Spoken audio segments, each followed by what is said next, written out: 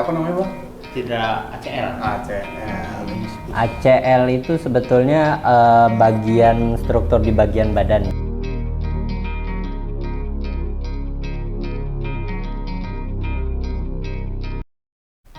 Halo boys and girls, Kalau kita balik lagi di channel YouTube-nya Liga Top Score bersama saya Tama, maskotnya Liga Top Score ya. Kali ini kita agak sedikit berbeda konten hari ini karena kemarin kita have fun gitu kan. Sekarang kita akan membahas sesuatu yang lebih serius ya. Ini mengenai cedera pemain sepak bola. Ini terutama buat boys and girls nih yang bakal main di Liga Top Score nih. Ini harus nonton nih cedera pemain itu seperti apa, terutama cedera ACL namanya. Nah, kalau misalnya saya sendiri yang bahas, tentu bisa dibilang nggak bakal spesifik, Jadi kita bakal datengin salah satu ahlinya ya. Bukan kita datengin sih, tapi kita bertamu ke tempatnya dia ya. Dan salah satu wartawannya Liga Top Score juga ada yang sempat kena ACL, jadi kita tanya-tanya dia aja bagaimana pemulihannya, bagaimana pengobatannya. Oke? Ini stay tune terus di channel YouTube Liga Top Score.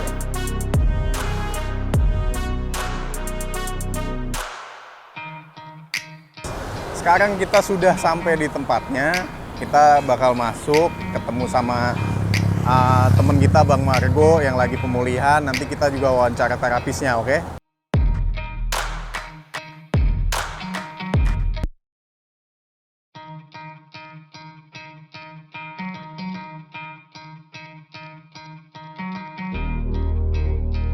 Oke, boys and girls, ini udah selesai. Tadi kita habis ngeliatin Bang Margo, sahabat kita, kru Liga Top Score, salah satu kru Liga Top Score yang sedang mengalami cedera ya. Cedera apa namanya Bang? Cedera ACL. ACL, itu tadi Bang Margo, dan sekarang kita bersama terapisnya Bang Margo. Ada Mas Berry di sini. Baik apa Mas? Baik, oke. Jangan grogi Mas, santai aja. Nah, ini kita langsung aja sih bahas Bang Margo. Kita mau bahas Bang Margo cedera ACL. ACL itu sebenarnya apa sih? ACL itu sebetulnya bagian struktur di bagian badan. Jadi kalau misalkan lutut sama tulang paha sama tulang betis ini itu tuh disambung sama yang namanya ligamen. Jadi biar tulang itu nggak saling terlepas, itu dia ada karetnya istilahnya. Nah, karetnya ini fungsinya buat tadi yang biasanya buat gerakan memutar atau enggak gerakan buat nahan, akselerasi kayak gitu. Dia yang membantu. Nah, kalau dia pernah cedera kayak gini berarti posisi ligamennya itu mengalami kerusakan.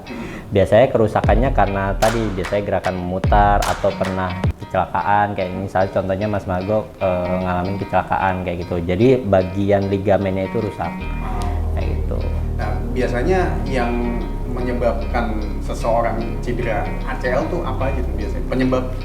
Banyak faktornya, biasanya salah satunya buat orang yang sering olahraga ya, kebetulan olahraga itu biasanya banyak di olahraga permainan, kayak misalnya bola, basket, kayak gitu, badminton. Biasanya olahraga-olahraga yang butuh akselerasi banyak, dari diem, lari, terus diem lagi, terus muter gerakan badan, itu biasanya banyak yang menyebabin ACL. Selain itu faktornya banyak lagi, kayak misalnya lapangan. Zaman sekarang ada literatur bilang kalau misalnya lapangan sintetis sama lapangan rumput biasa itu lebih resiko mana gitu. Terus cuaca bisa ngaruh juga, hujan sama panas itu ngaruh. Kalau hujan ya lebih licin, itu ada pengaruh, jadi bisa bikin cederanya lebih berat kayak gitu. Itu faktor-faktornya. Kalau Bang Margo sendiri kena ACL-nya pada saat ngapain Bang? Bisa diceritain nih? Kayaknya ini kayak situasi yang nggak diinginkan aja ya waktu itu. Kena cedera ACL-nya waktu habis dari kantor pulang, dan tiba-tiba di jalan mengalami musibah, kecelakaan, ditabrak motor Ducati waktu itu. Ya kan, suatu prestasi juga sih ditabrak Ducati. High class deh. Ditabrak motor Ducati dari belakang, ya udah posisinya kakinya langsung muter, dan ketika jatuh kaki udah nggak bisa diapa-apain, udah langsung ngunci istilahnya gitulah, ngelok. Udah setelah itu ya di perkiraan sih nggak nggak sampai ACL ya. Pada waktu itu sih perkiraan sih nggak ACL atau apapun, karena perkiraannya juga tulang gitu. Karena kan kalau celakaan kan itu semuanya kan banyak kan, ini pasti tulangnya nih. Kalau nggak pasti patah tulangnya biasanya luka. geser gitu. Itu tulangnya nih ya. Udah waktu itu nggak diperkirakan ACL. Ketika udah mengalami tahap yang pemulihan gitu, pertama sih awalnya urut dulu, terus karena waktu urut ya nggak ada perubahan apa-apa, mungkin feelingnya sih dalamnya nih, luka dalam, istilahnya ya ACL lah. Pokoknya untuk mendiagnosa lah, waktu itu ronsen, memutuskan untuk ronsen, dan ketika ronsen langsung ke dokter spesialis ortopedi, ternyata tulangnya nggak apa-apa, dan ketika dicek sama dokternya divonis langsung ACL. Waktu itu langsung deg-degan tuh, langsung Pak, waktu itu benar ketika dokter itu memvonis kamu, saya perkirakan ACL kamu putus. Nah, itu langsung situasi langsung beda, mukanya pucat putih gitu kan, langsung bingung gitu kan, gimana. Udah dijalani aja mungkin seperti itu.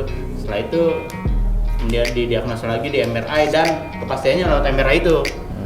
Ternyata ketika MRI, setelah MRI hasilnya lebih mengejutkan lagi gitu kan, bukan ACL aja tapi ada meniskusnya juga kena, dan meniskusnya ini juga yang ringan ya Mas ya, tergantung termasuk berat. Termasuk berat, jadi bucket handle gitu. Bucket handle apa tuh? Bucket handle tuh kalau misalkan ada kerobek, karena kebetulan meniskus ini ada yang bentuknya C. Jadi kayak C gitu. Nah, biasanya dia robeknya di bagian dalam, dia agak kelepas gitu. Kenapa namanya bucket handle? Karena kayak pegangan ember. Jadi dia robeknya di bagian sini, terus robeknya ke dalam sini. Ada yang beberapa robeknya di luar, itu masih ringan. Kalau yang robeknya di dalam biasanya agak berat. Itu kenapa namanya bucket handle. Nah, itu dia. Jadi ada dua nih yang saya alami cederanya, ACL plus meniskus gitu. Gitu sih, Bung Mas Tama. Sini mikrofonnya. Nah, ini kalau misalkan cedera ACL nih Mas, itu biasa sepaket sama meniskus nggak? Ada beberapa kondisi yang memang ada ACL aja, ada beberapa yang ACL plus meniskus gitu. Jadi tinggal tergantung kondisi cederanya. Tapi ada beberapa kondisi juga awalnya dia ACL. Cuman karena dia biasanya penanganannya istilahnya ya udah alternatif aja, terus nggak dilatih lagi ototnya. Tadinya yang cuman ACL, karena dibuat olahraga segala macam jadinya bisa meniskus. Jadinya dua. Tapi ada yang pure ACL juga, ada yang ACL plus meniskus. Ada yang meniskus ada juga ada. Itu doang kayak gitu. Berarti jatuhnya sebenarnya pada saat Bang Margo musibah itu bukan tabrakan yang parah ya, tapi pas dia geraknya itu. Betul. Kalau saya dengar ceritanya sih ada beberapa kondisi ketika ditabrak posisi kakinya ikut nahan. Jadi biar motornya nggak jatuh itu posisi kakinya nahan. Mungkin posisi kakinya itu gerakannya agak-agak gini, agak muter. Jadi itu bikin si ACL-nya ikut ketarik dan akhirnya didiagnosa robek atau putus kayak gitu. Nah, ini kalau proses penyembuhan ACL plus meniskus lah, kalau Bang Margo kan ada meniskusnya kan. Itu proses penyembuhannya gimana sih Mas? Untuk sementara kita masih pakai fase ya. Jadi untuk sementara kebetulan Mas Margo ini masih di tahap fase 1 mau ke fase 2 gitu. Jadi nanti ada macam-macam, ada 4 fase, ada 5 fase. Cuman saya jelasinnya yang 5 fase. Jadi kalau yang fase 1 ini biasanya lebih ke pemulihan si otot-ototnya yang ngalamin kelemahan, sama kita mau si grafnya ini, si ACL yang barunya ini nggak kelepas sebelum waktunya kayak gitu. Jadi nanti kan ini kan masih istilahnya baru terpasang, ada kemungkinan bakal lepas lagi kalau salah gerakan gitu. Nah, kita mau ngejaga si ACL-nya itu biar nggak terlepas. Sama untuk meniskusnya biasanya jahitannya itu yang udah dijahit, biar jahitannya nggak lepas kita mau jaga kayak gitu. Tapi dengan latihan-latihan yang sekiranya bisa dipakai buat kondisi fase 1 kayak gitu. Nanti setelah fase 1 nanti lari ke fase 2. Fase 2 itu lebih ke bangun lagi nih ototnya, terus sama gerakan-gerakan yang sebelumnya kayak bisa terus jadi nggak bisa, itu dilatih di fase 2. Kayak misalnya gerakan squat, terus lunges kayak gitu, terus kayak tadi udah mulai kayak misalnya plank kayak gitu. Jadi ada mulai ngembaliin lagi nih ototnya jadi lebih padat sama biasanya lebih ke latihan jalan. Nah, itu nanti fase 3 baru nanti latihan kayak keseimbangan, terus power, terus agility yang butuh kelincahan lebih cepat lah istilahnya kayak gitu. Jadi itu berada di fase 3. Nah, nanti fase 4 dan 5 itu nanti lebih ke spesifik ke olahraganya. Misalnya Mas Margo lebih spesifik olahraga bola. Nanti kita mulai selipin latihan yang berhubungan sama bola. Kayak gitu sih. Jadi lebih ke fase-fasenya, ada tahapan-tahapannya. Nah, ini kan kalau Bang Margo sendiri ACL itu operasi ya? Iya, Operasi. Nah, tapi ada nggak cedera ACL yang penyembuhannya tuh nggak perlu operasi gitu? Ada nggak, Mas? Jadi kita ngelihat di grade-nya. Jadi pas entah misalkan pasien datang ke kita cek fisik, kita bisa ngasih tahu kira-kira ini perlu dilakuin ronsen, MRI atau enggak gitu. Nanti kita bisa nentuin. Kalau misalnya memang perlu, biasanya kita rujuk. Itu. Kalau misalnya udah selesai dirujuk, misalkan MRI, nanti kita dari situ bisa ngelihat grade-nya berada di grade berapa, 1, 2, apa 3. Kebetulan yang belum tahu, jadi grade 1 itu masih tergolong ringan, grade 2 itu sedang, grade 3 itu berat. Jadi kalau misalkan grade 1 biasanya ligamennya hanya ketarik aja, sebagian robekannya juga robekan kecil-kecil gitu. Kalau sedang yang grade 2 itu biasanya robeknya sebagian. Jadi kayak istilah kertas 50% itu ada robek tapi 50% masih kepasang. Nah, kalau yang grade 3 itu benar-benar terlepas. Jadi putus total gitu ya. Jadi udah istilahnya udah nggak ada persambungan. Untuk grade 1, grade 2 masih bisa ditanganin dengan latihan. Jadi memang ada beberapa latihan yang khususnya buat ACL itu kita latih supaya ligamen yang udah rusak itu kita jaga biar dia nggak kerjanya lebih berat. Tapi khusus untuk yang grade 3 yang putus itu memang harus dilakukan operasi. Jadi tinggal tergantung grade-nya berada di mana kayak gitu. Nah, ini tadi juga Mas Berry kan sempat bilang kalau ACL juga usia itu berpengaruh nih, Mas. Betul. Nah, ini ada dewasa, anak-anak juga pasti bisa kena kan? Ada. Nah, itu penanganannya berbeda nggak, Mas? Ini kan Mas Margo kita kategorikan dewasa lah. Sudah bukan anak-anak deh. Nah, ini penanganannya beda nggak sama Mas Margo? Kebetulan memang ada sedikit perbedaan, cuman itu maksudnya bukan jadi faktor utama gitu. Memang ada sedikit tahapan-tahapan yang beda dibanding yang usia muda. Tergantung juga usia muda ini kebetulan olahraga apa enggak. Itu perlu digarisbawain. Kalau misalnya olahraga biasanya pemulihannya jauh lebih cepat. Karena pertama usia yang masih anak-anak kan usia pertumbuhan ya, masih bisa tumbuh lagi entah baik tulang, otot, jaringan-jaringan lain itu masih bisa tumbuh, sehingga pas lagi tumbuhnya dia juga si ACL-nya lagi pemulihan bisa tumbuh lebih cepat. Selain itu dari segi misalnya dari segi mental, terus dari segi fisik kebetulan masih prima, dikasih latihan yang berat pun dia mungkin masih bisa menyesuaikan karena dia masih muda, itu masih anak-anak. Yaitu untuk usia yang misalnya dewasa, kebetulan ada problem-problem tertentu nih, kayak misalkan untuk treatment misalkan harusnya kan ini dilakukan setiap hari itu atau enggak biasanya rutin. Nah, karena udah ke kendala misalkan ada pekerjaan atau ada urusan, terus ditambah penyembuhan yang kalau misalnya dewasa itu lebih lambat dibanding anak-anak, itu yang jadi faktor penghambatnya biasanya. Jadi mungkin bakal beda tindakan. Nah, ini tadi Mas Berry sempat bilang soal mental nih, Mas. Itu apa ya maksudnya, kritis nggak sih, maksudnya penting nggak sih mental itu berpengaruh ke pemulihan si pasien gitu? Kalau menurut saya itu menjadi salah satu faktor yang mempercepat proses penyembuhan di luar misalkan usia, terus aktivitas sebelumnya apa. Mental itu berpengaruh karena kalau saya pribadi kebetulan ketemu banyak pasien-pasien dengan latar belakang yang beda-beda. Ada yang memang tipe orang yang berani, misalkan ketika kita kasih ngelakuin suatu gerakan dia langsung udah pokoknya langsung ngelakuin terus bisa gitu. Ada yang kondisi kayak gitu, itu biasanya mentalnya bagus. Tapi ketika ada yang suruh ngelakuin terus dia ngerasa ini bisa nggak ya, terus akhirnya buat takut, akhirnya nggak mampu melakukan. Jadi itu yang bikin menghambat. Harusnya dia udah bisa melakukan, tapi karena ada rasa takut itu, makanya itu jadi bikin gerakannya jadi nggak bagus atau nggak maksimal pemulihannya. Untuk itu biasanya kalau untuk penderita post-op ACL biasanya mental itu ditekankan. Jadi kalau misalkan ada rasa takut, selama kita ngejelasin untuk kondisi kayak gini sebenarnya aman dan dia berani ngelakuin, itu sebenarnya bagus aja. kayak gitu. Jadi memang mental berpengaruh juga. Bang Margo itu berani nggak orang? Oh, dia termasuk berani. Jadi dia melakukan sesuatu yang sekiranya ini dia masih ragu, saya jelasin ini nggak apa-apa, dia langsung lakuin bisa. Ya itu. Jadi memang salah satunya itu tugas saya juga, memberanikan orang untuk melakukan sesuatu itu memang agak susah, cuman memang harus dilakuin. Nah, itu berarti salah satu pekerjaan terapis juga kayak gitu Betul. ya, memberi semangat gitu ya. Betul. Bahkan itu salah satu treatment kita. Kalau tadi udah ngeliat banyak treatment, salah satu treatment saya ya gimana caranya Mas Margo ini jadi lebih berani buat melakukan itu gitu. Itu treatmentnya salah satunya. Keren kamu Mas, pemberani. Berani terus. Berani terus ya.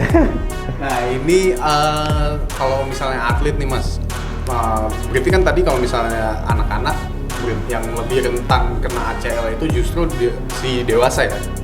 Tergantung. Oh, Kebetulan saya juga bekerja di SSB, di sekolah sepak bola, dan saya nemuin ada beberapa yang usia pembinaan itu mereka udah cedera, bahkan cederanya termasuk berat-berat. Iya. Terutama di usia sekitar 14 sampai senior itu ya, itu banyak yang udah ngalamin cedera. Jadi istilahnya layu sebelum tumbuh kayak gitu, itu banyak. Jadi nggak mesti karena orang dewasa lebih sering, nggak juga. Karena memang ada anak kecil yang misalnya overtrain kayak gitu. Terus misalnya kompetisi itu ngaruh juga. Kalau kompetisi orangnya yang udah gede-gede, mereka biasanya mainnya lebih kasar. Kalau anak kecil biasanya masih ya paling tabrakan-tabrakan sedikit aja. Gitu-gitu Betul. aja. Nah ini terakhir nih mungkin Mas, kalau dari aku ya, ada nggak langkah preventif untuk mencegah ACL? Ada, banyak.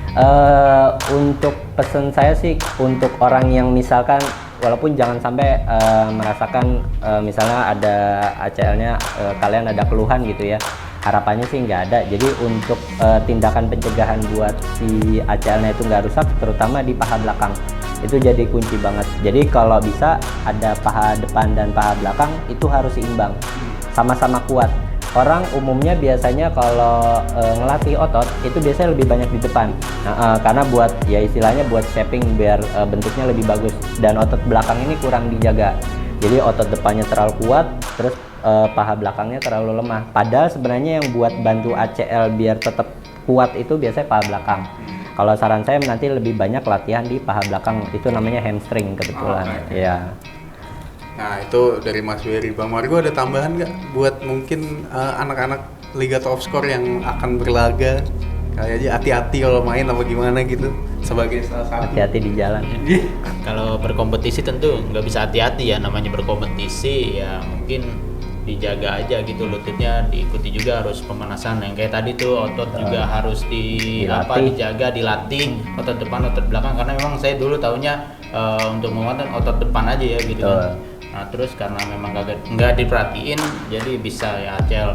Intinya nggak semua orang pengen nggak semua pesepak bola semua pengen dapat cedera ACL, karena memang cedera ini memang sangat ditakuti ya gitu kan bagi semua pesepak bola ataupun olahraga lain lah yang memainkannya.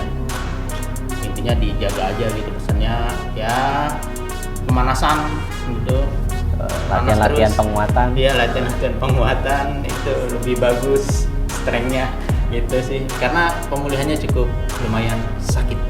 Jangan dialami, oke guys. Saya aja yang ngalami. Oke. Terakhir lagi nih Mas, terakhir banget ini. Boleh nggak apa-apa. Penderita ACL itu bisa sembuh 100% nggak? Untuk saat ini kebetulan kan orang berpaku kayak misalnya ada di luar negeri, biasanya kalau orang ACL tuh bisa sembuhnya cepet banget gitu, ada ya. Kalau misalnya di Indonesia sendiri kebetulan untuk bisa balik ke tahap olahraga itu perlu pemulihan yang komprehensif, istilahnya lebih kompleks, lebih lengkap lah. Nah kebanyakan orang kalau misalnya mereka penderita ACL itu mereka nggak sampai tuntas, itu yang jadi permasalahan. Misalnya harusnya kan ada fase 1, 2, 3, mereka biasanya di fase 3 atau fase 4 berhenti. Jadi mereka ngira oh ini saya udah ngerasa kuat, udah nggak usah, terus ketika mereka main mereka kena lagi. Ada beberapa kondisi yang kayak gitu. Jadi buat penderita ACL yang memang ngalamin pemulihan itu kalau bisa memang harus full, harus kompleks karena nanti fisioterapinya bakal ada ngetes, nanti ada return to sport. Jadi memang ada tes-tes yang sekiranya nih orang bisa balik lagi ke lapangan apa enggak. Nah, rata-rata itu semua harus diikutin baru nanti dia bisa balik lagi ke lapangan. Kalau dibilang bisa 100% bisa. Cuman memang kebanyakan dari penderita ACL mereka nggak sampai tuntas, itu yang jadi masalah. Oke. Oh, mau ngomong lagi. Mas, kalau saya udah bisa return to sport itu harus kayak gimana maksudnya gitu kan? Oh, kalau udah bisa return to sport biasanya kan setelah nanti pertama kayak misalnya ada beberapa tes yang misalnya kayak squat udah banyak, latihan beban udah sering, nanti kita ceknya itu namanya return to sport. Biasanya gerakan-gerakannya kayak loncat satu kaki, loncat tinggi, lompat dari naik turun tangga kayak gitu, itu bakal ada. Kalau itu bisa ngelakuin berarti nanti udah bisa balik lagi ke olahraga dengan tahapan dari ringan ke sedang terus baru berat kayak gitu ya. Misalnya kayak main ya udah 10 menit, nanti udah biasa naik lagi waktunya, naik lagi. Nanti kalau udah biasa baru bisa full. Cuman yang jadi permasalahannya setelah udah bisa, kalau bisa ototnya tetap dibangun lagi. Jadi jangan sampai oh udah bisa nih, udahlah bablas aja main lagi. Latihan fisik itu perlu kalau memang hobi olahraga kayak gitu. Jadi nanti ototnya tetap dijaga. Oke, itu tadi boys and girls pembahasan kita mengenai cedera ACL ya. Selain ACL, cedera-cedera yang udah pernah Mas Berry tanganin itu apa aja sih? Di sini. Iya. Oke. Di sini kebetulan untuk pasien dengan keluhan-keluhan itu umum ya, jadi nggak mesti hanya olahraga aja. Kebetulan di sini ada lansia, ada yang orang ngalamin stroke. Terutama di sini kebetulan memang banyak di olahraga. Olahraga itu nggak mesti hanya di lutut aja, tapi ada pergelangan kaki, terus ada hip, panggul, ada pinggang juga. Jadi nggak mesti hanya lutut aja yang bisa ditangani di sini. Saya pernah nanganin ankle yang memang ada, kalau bahasa umumnya mungkin keseleo ya. Terus ada yang patah. Ini kebetulan ada juga anak SSB yang ngalamin sedang jalanin pemulihan patah tulang ada kayak gitu. Terus ada yang sakit pinggang, leher. Jadi nggak mesti hanya lutut aja. Jadi umum bisa. Nah, apa fisioterapi optimal ada di mana? Oh iya, optimal ada di mana aja Mas? Untuk saat ini Fisio Optimal ada 4 cabang. Kebetulan sekarang masih banyak ada 2 di Jakarta. Itu di Pancoran, di Patung Pancoran di lapangan PSF-nya. Oh, okay. Jadi di dalam lapangan PSF di situ ada klinik fisioterapi. Sama satu lagi di Tebet, satu lagi di Bali. Nah kebetulan ini yang di Tangerang Selatan. Oh, ini masuk Tangerang Selatan ya? Ini kebetulan Tangerang Selatan. Geser dikit itu Jakarta Selatan. Jadi emang ini perbatasan banget. Itu ruko sebelah udah beda tempat. Gitu. Oke guys, boys and girls, itu tadi pembahasan kita mengenai cedera ya. Cedera ACL terutama karena memang salah satu pro Liga Top Score ada yang mengalami. Semoga kita semua nggak mengalami apa yang dialami sama Mas Margo lah. Amin. Amin. Dan semoga Mas Margo cepat sembuh, Pulih, agar bisa beraktivitas dan menggantikan saya sebagai MC. Amin. comeback stronger ya. Nah, comeback stronger. Jadi ya semoga pembahasan kita kali ini bermanfaat untuk kalian semua boys and girls. Oke, ya itu tadi sudah kita ngomongin cedera segala macam. Jangan lupa subscribe YouTube Liga Top Score yang pengen tahu informasi mengenai sepak bola usia dini, dan jangan lupa follow media sosialnya. Nyalakan loncengnya. Nyalakan loncengnya. Wih, udah bisa jadi pembawa acara. Cocok ya, udah cocok kayaknya ya. Oke, ya, itu tadi ya kalau gitu. Sampai jumpa ke video selanjutnya dari Liga Top Score. Oke, bye bye. See you.